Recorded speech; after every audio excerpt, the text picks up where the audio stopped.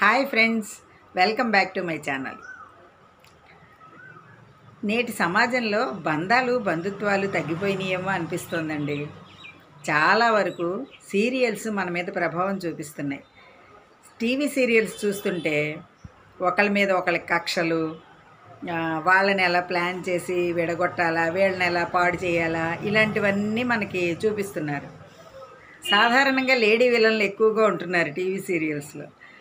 దానివల్ల మనం మారిపోతున్నామా, లేదు ఈగోస్ ఎక్కువయ్యి ఎదుటి వాళ్ళ దగ్గర మనం తగ్గేదేంటి, ఎందుకు మనం ఇలా ఉండాలి అని మారిపోతున్నామో అర్థం కావట్లేదండి. నాకు వచ్చిన ఆలోచనని మీతో పంచుకుందామని కొన్ని పరిష్కారాలు కూడా మనం ఆలోచించవచ్చని ఈ వీడియో చేస్తున్నానండి. ఇప్పుడు సపోజు ఒక అన్న చెల్లి ఉన్నారనుకోండి, వాళ్ళ మధ్య కూడా గొడవలు వస్తాయి, రాకుండా ఉండవు. ఎందుకంటే మాట పట్టింపుల వల్ల, లేదు ఈ అమ్మాయి భర్తో లేకపోతే ఆ అబ్బాయి భార్యో ఎవరో ఒకళ్ళ వల్ల లేకపోతే వస్తాయి ఏదో ఒకటి. అంటే ఏదో ఒకటి విని ఇప్పుడు చూడండి, కొన్ని మాటలండి మనం డైరెక్ట్గా వినడం వేరు, ఎవరో వచ్చి చెప్పడం వేరు కాదంటారా? ఇప్పుడు నేనున్నానండి, మా ఫ్రెండే ఉన్నారు, లేదు మా అన్నయ్య ఉన్నాడు, మా అన్నయ్య నేను డైరెక్ట్గా అంటాం వేరు, లేదు మధ్యలో ఏ వదినో వెళ్ళి చెప్పింది అనుకోండి, మాట మారిపోతుంది. ఒక మాటనండి ఒకళ్ళే డైరెక్ట్గా మాట్లాడితే అది ఒక్కలాగే ఉంటుంది. కానీ అది బయటికి వెళ్ళింది అనుకోండి వేరే వ్యక్తి దగ్గరికి, అది మళ్ళా మన దగ్గరికి వచ్చేసరికి 100 రకాలుగా మారిపోతుంది. ఈ విషయం అందరికీ తెలిసిందే.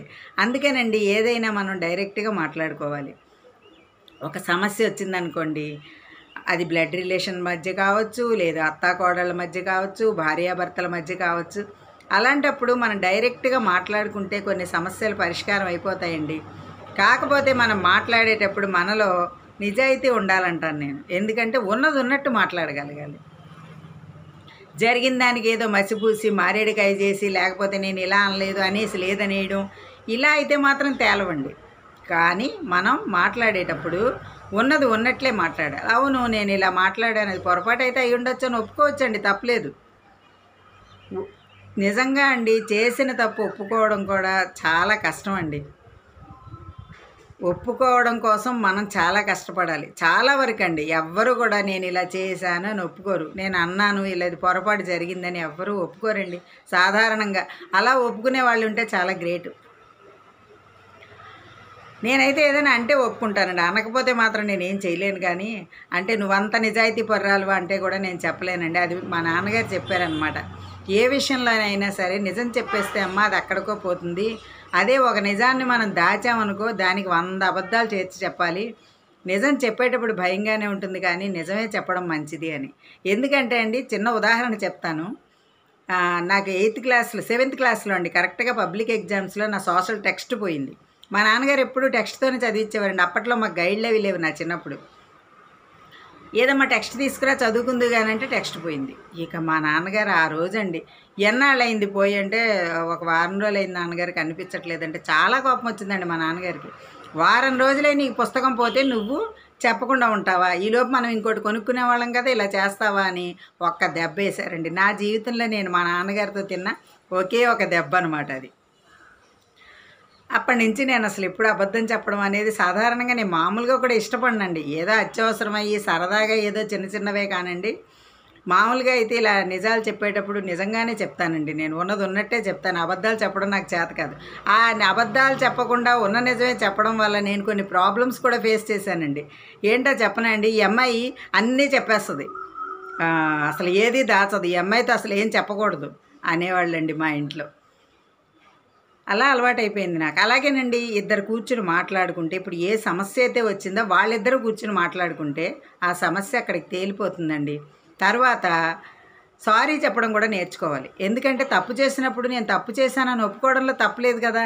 ఇప్పుడు మా అన్నయ్య ఉన్నాడు, మా అన్నయ్యతో మాట్లాడేటప్పుడు అన్నయ్య నేను ఈ విధంగా తప్పు మాట్లాడానంటే తప్పే ఉందండి, అలా అనమాట. ఉదాహరణకి చెప్తున్నా. అదే భార్యాభర్త అనుకోండి, వాళ్ళు కూడా ఈగోలకి పోనక్కర్లేదండి. ఇప్పుడు ఆఫీసులు ఉద్యోగాలు చాలా బిజీ అయిపోయారు. ఇద్దరు కలిసి పని చేసుకుంటున్నారు, కలిసి ఉద్యోగాలు చేస్తున్నారు. వాళ్ళు తిరిగి వచ్చిన తర్వాత టైం కొంత గడపడానికి కూడా వాళ్ళకి టైం ఉండట్లేదండి ఈ రోజుల్లో. పూర్వం ఉమ్మడి కుటుంబాలు ఉండేవి కాబట్టి ఒకళ్ళు ఏదన్నా పనిలో ఉంటే ఇంకోళ్ళు సర్దుకునేవారు. ఇప్పుడు అలాంటి అవకాశం లేదు కదండి. అందుకని ఏదైనా చిన్న ప్రాబ్లం వచ్చినప్పుడు వెంటనే సాల్వ్ చేసుకోండి. భార్యాభర్తలు అయితే విడాకుల దాకా వెళ్ళొద్దు. కూర్చుని మాట్లాడుకోండి. ఇది నువ్వు ఇలా చేసావు నాకు నచ్చలేదు అంటే అది దిద్దుకునే ప్రయత్నం చేయండి, అంతే. అక్కడితో ఆ సమస్య సమసిపోతుందండి, అది పెద్దది అవ్వదు. ఎందుకంటే ఏ విషయమైనా అంతేనండి. ఇప్పుడు ఒక ఇంట్లో ఏ సమస్య వచ్చినా, సపోజ్ ఒక ఆస్తి గొడవలే వచ్చాయనుకోండి, లేదో అత్తాకోడళ్ళ గొడవలే వచ్చాయనుకోండి, మాట్లాడుకోండి. అందరూ కూర్చుని సామరస్యంగా మాట్లాడుకోండి. ఈగోలకు పోకుండా నేను చెప్పిందే కరెక్ట్ అనకుండా. ఇక్కడ మళ్ళీ ఇంకో సమస్య ఉందండి, నేను చెప్పిందే కరెక్ట్ అని అంటే ఖచ్చితంగా గొడవ వస్తుంది. ఎందుకంటే ఫస్ట్ మనం వినడం నేర్చుకోవాలండి.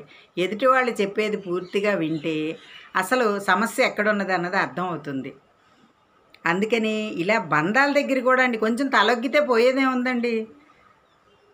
భార్యాభర్తలే ఉన్నారు, ఇప్పుడు భర్త ఏదో అంటాడు కోపంగా, ఆ కాసేపు మౌనంగా ఉంటే అండి వాళ్ళ కోపం వచ్చినప్పుడు మనం తగ్గి, మనకు కోపం వచ్చినప్పుడు వాళ్ళు తగ్గితే కూడా గొడవలు చాలా వరకు రాకుండా ఉంటాయండి.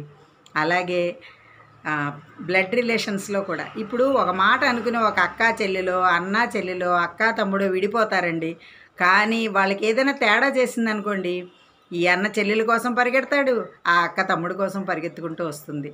అలాంటిదండి అది. ఎందుకంటే రక్త సంబంధం. ఆ రక్త సంబంధం ఉన్నప్పుడు ఖచ్చితంగా అండి కష్టాల్లో ఖచ్చితంగా కలుస్తారు. అయినా అండి ఈ బంధుత్వాల్లో శుభాలకి అశుభాలకి కలవకపోతే ఇంకెందుకండి బంధుత్వం? ఇప్పుడు ఒకళ్ళు చనిపోతే ఒకళ్ళు నీళ్లు పోసుకోవాలి ఖచ్చితంగా.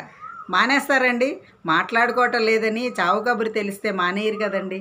అలాగే శుభకార్యాలకి అశుభకార్యాలకి కలవనప్పుడు ఇంకెందుకండి ఈ బంధుత్వాలు?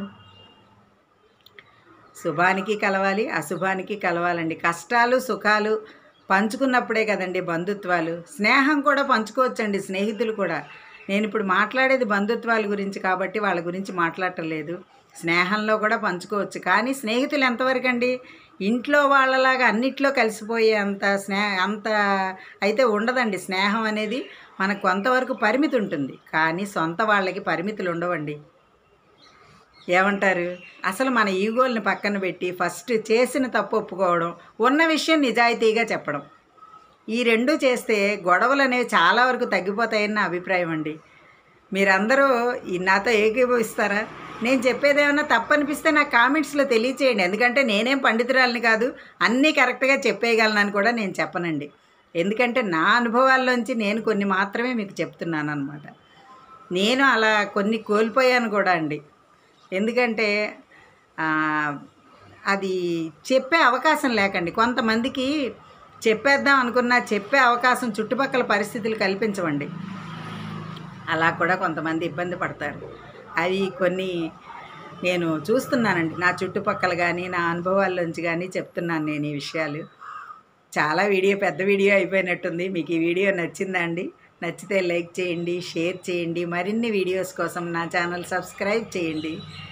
ఇందులో నేను చెప్పడంలో ఏదైనా తేడా ఉంటే మీరు కామెంట్స్లో ఖచ్చితంగా తెలియచేయండి, నేను సరి చేసుకుంటాను. థ్యాంక్ యూ అండి.